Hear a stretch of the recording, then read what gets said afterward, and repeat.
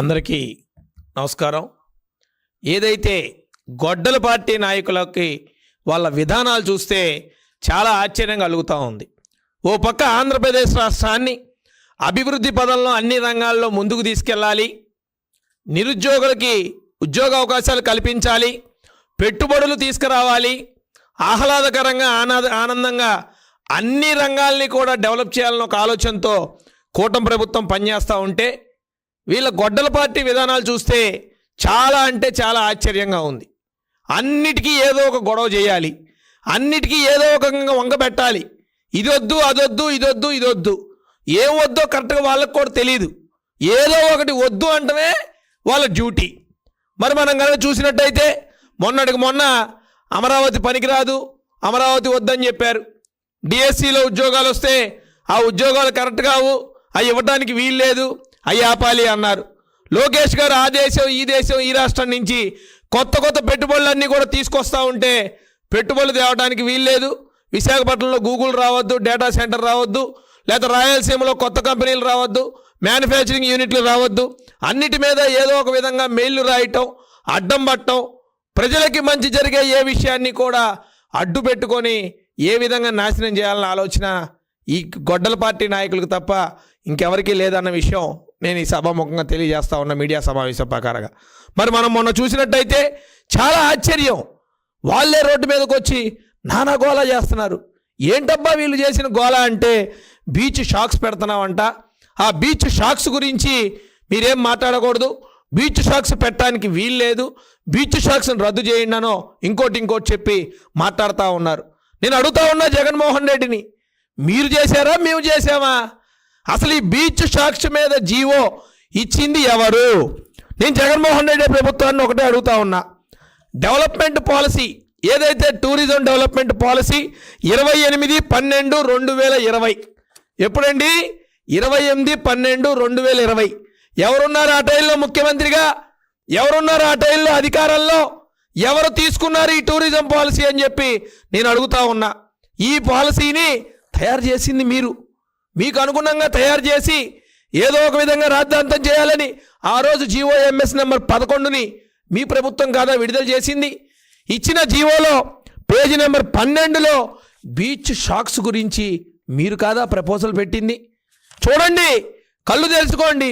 ఈరోజు మళ్ళీ మీ నాయకులు కొంతమంది వచ్చి దీని గురించి అడ్డదిడ్డంగా మాట్లాడటం, ఏదో కూటమి ప్రభుత్వం అడ్డగోలుగా బీచ్ షాక్స్ని ఏర్పాటు చేస్తూ ఉన్నామని అంటే మీరిచ్చిన రూల్స్ని మొత్తం సవరణ చేసి ప్రజలకి ఎటువంటి ఇబ్బంది లేకుండా 1052 కిలోమీటర్ల దూరం ఉన్న తీర ప్రాంతంలో ఎక్కడైతే పర్యాటక రంగంలో ఇబ్బందికరంగా లేకుండా కుటుంబాలు ఎక్కడైతే ఆనందంగా సేద తీరుతారో ఆ ప్రాంతాలని కాకుండా మిగిలిన దూర ప్రాంతాల్లో వేరే వాళ్ళు టూరిస్టులు, ఇంటర్నేషనల్ టూరిస్టులు ఇక్కడికి వచ్చినప్పుడు వారి విధంగా సేద తీరటానికి బీచ్ షాక్స్ పేరుతో ఒక కొత్త కాన్సెప్ట్ తీసుకొస్తే ఆ ప్రపోజల్ని కూడా విమర్శించి నోటికి ఇష్టం వచ్చినట్టు మాట్లాడుతూ ఉన్నారు. నేను ఒకటే అడుగుతున్నా జగన్మోహన్ రెడ్డిని, మీరు గవర్నమెంట్లో ఉంటేనేమో పరవన్నం అదే పాలసీ, మీరు గవర్నమెంట్లో లేకపోతేనేమో ఇంకొకటి. ఇదేం పద్ధతి? ఏంటో ఆలోచించాలి కదా. అసలు లిక్కర్ గురించి బీచ్ షాకుల గురించి డాన్ నువ్వే కదా. ఈరోజు లిక్కర్ స్కాముల్లో ఉన్న రెడ్లందరూ కూడా నీ తొత్తులే కదా. ఈడీ ఏం చెప్తా ఉంది, సిబిఐ ఏం చెప్తా ఉంది? లిక్కర్ని ఏ విధంగా కల్తీ చేసి ప్రజల ప్రాణాలతో చెలగాట వాడావన్న సంగతి తెలీదా? అనేక రకాల బీచ్ల్లో బ్లూ ఫ్లాగ్ని ఎగరేయటానికి మేమందరం కూడా కృషి చేసి ఈరోజు టూరిజంని అత్యధిక ఇంటర్నేషనల్ టూరిజం స్థాయికి తీసుకెళ్ళడానికి ప్రయత్నిస్తూ ఉంటే మీరు ఏదో ఒక విధంగా దాన్ని అడ్డుకట్టేయాలి, ఇక్కడ అన్నీ కూడా మీరు చెడగొట్టాలన్న ఆలోచన తప్ప ఇంకేమన్నా ఆలోచన ఉందా అని నేను జగన్మోహన్ రెడ్డిని అడుగుతా ఉన్నా. అసలు లిక్కర్కే డాను, కల్తీ మద్యం అమ్మటానికి బెల్లం కావాల్సి వస్తే బెల్లం కొట్లలో దొరికితే బెల్లం కమ్మిన వ్యాపారస్తుడి మీద కూడా సెబీ కేసులు పెట్టి వేధించి వారు చనిపోయేలాగా చేసి బెల్లాన్ని కృత్రిమ కొరత తీసుకొచ్చి ఆ బెల్లాన్ని మొత్తం కూడా నువ్వు తీసుకొని వెళ్ళి నీకు కావాల్సిన మద్యంలో పెట్టుకొని అమ్మిన ఘనత నీది కాదా? కల్తీ మిక్కర్ ద్వారా కోట్ల రూపాయలు లంచాలు సేకరించి డబ్బులు మింగింది నువ్వు కాదా? అసలు కల్తీ మొత్తం మీరే కదా. నీ పక్కన ఉన్న రెడ్లంతా కల్తీయే కదా. నీతో సహా అందరూ కూడా కల్తీ మధ్యలో వాటాదారులే కదా. ఏం జరిగిందో ఈరోజు మేము చెప్పటం కాదు కదా. కోర్టులు, సిబిఐలు, సిట్టులు, ఈడీలు అన్నీ కొండాలుగా కుప్పలుగా దొరుకుతున్న కాగితాలు, ఆధారాలు ఇవన్నీ మాట్లాడుతూ ఉన్నాయి కదా. ఈరోజు మళ్ళీ నువ్వేదో పెద్ద పత్తిత్తులాగా ఈరోజు వచ్చి ఈ బీట్ షాకుల గురించి మాట్లాడటం చాలా దారుణం.